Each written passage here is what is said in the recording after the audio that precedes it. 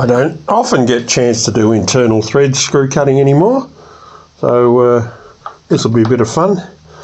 This is an old tool that I focus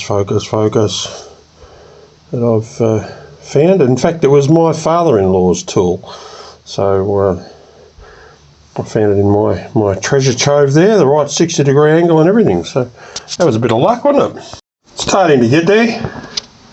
Done about 3/4 of it. It's coming up all right.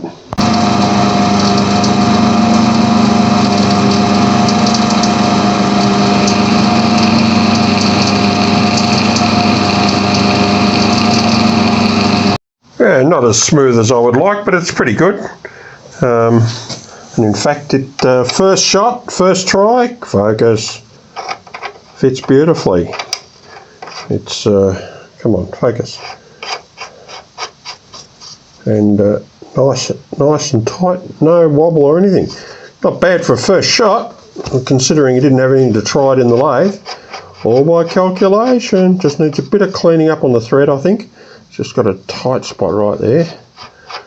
I think that's it. Goodbye. Anyway, good for the old Triumph.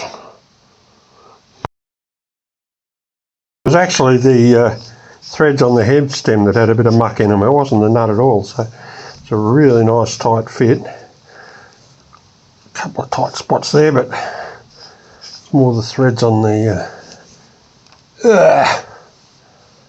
anyway, it comes off with a spanner, no problem. Quite pleased with that. My son bought me a mobile phone holder that goes through the head stem. That's why I'm making the new nut. So that will now go in there nicely rather than the dome nut that it had before.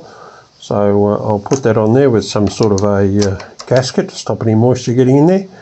And that'll work about perfect now. Yeah, another job, perfectly done. Well, sort of. But anyway, it's 22mm, 1mm pitch.